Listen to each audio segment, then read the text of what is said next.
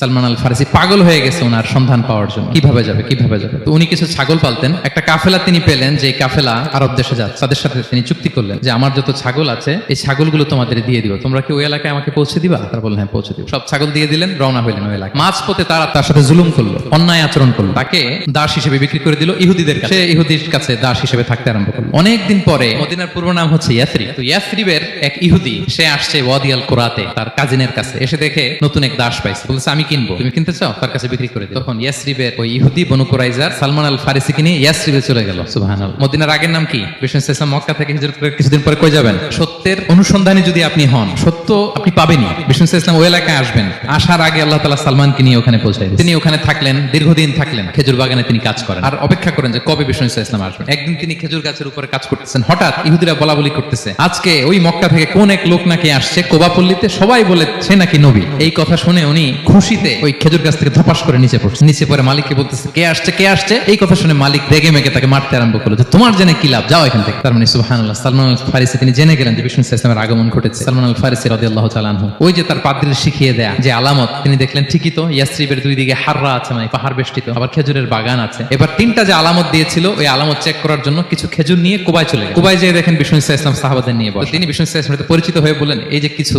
সাদাকার খেজুর আমি আপনার জন্য এনেছি, নেন। বিষ্ণু ইসলাম বললেন ওই যে ওদেরকে দাও, ওই যে গরিব সাহাবারা ওদেরকে দাও। বিষ্ণু ইসলাম খেলেন, সে মনে মনে বলতেছে এই তো একটা পেয়ে গেছে। এবার কিছুদিন পরে আরো কিছু খেজুর নিয়ে সালমান রাদিয়াল্লাহু তাআলা আনহু বিষ্ণু ইসলামের কাছে গেলেন। এবার যে বললেন কিছু খেজুর আমি উপহার হিসেবে আপনার জন্য এনেছি, আপনি কি গ্রহণ করবেন? বিষ্ণু ইসলাম বললেন অবশ্যই গ্রহণ করবো। বলেই তিনি একটা নিয়ে খেতে শুরু করলেন, খেলেন এবং বিতরণ করলেন। মহা খুশি, এই তো পেয়ে গেছি দুইটা সাদাকার খেজুর, বলেছি ধরেও নাই খাই নাই, যখনই বললাম উপহার খেয়েছে। এবার বাকি রইল কয়টা? এটা কি? নবুয়তের সিলমোহর, দ্য সিল অফ প্রফেসি। এটা তো দেখা এত সহজ, ট্রাই করে কিন্তু দেখা যায় না। একদিন তিনি গেলেন এবং এটার জন্য তো পিছে পিছে থাকতে হবে, কি বলেন? একদিন একটা উপলক্ষ তৈরি হলো, সেটা কি? বিষ্ণু ইসলাম এক সাহাবী মারা গেলেন, বাকি আল গারকাদে, মানে যেটাকে আমরা জান্নাতুল বাকি বলি, কবরস্থানে ওই লাশ নিয়ে যাচ্ছে, সবার সাথে সাথে বিষ্ণু ইসলাম যায়। এখন তো একটা সুযোগ, পিছনে পিছনে যাওয়া যায়, কি বলেন? এইবার সালমান এসে পিছু ছাড়ে না, নবীজির পিছনে পিছনে যায়। বিষ্ণু ইসলাম সেদিন দুইটা চাদর পরেছিলেন, একটা নিচে আর একটা উপরে। বিষ্ণু ইসলাম ইচ্ছে করে পিঠের চাদরটা একটু নিচের দিকে নামালেন, যাতে করে সে যেটা খুঁজতেছে ওটা দেখে ফেলে। বিষ্ণু ইসলাম চাদরটাকে একটু করে নিচে নামালেন, নামানোর সাথে সাথে তিনি দেখলেন দ্য সিল অফ প্রফেসি, মাহরুন নবুওয়া। দেখার সাথে সাথে সালমান আল ফারিসি চিৎকার দিয়ে বিষ্ণু নবীকে জড়িয়ে ধরলেন এবং ওই জায়গাটাতে দুই ঠোঁট দিয়ে চুমু খেলেন, কাঁদতে শুরু করলেন। বিষ্ণু ইসলাম বললেন কেন কাঁদো তুমি? এতক্ষণ আমি আপনাদেরকে যা শোনালাম।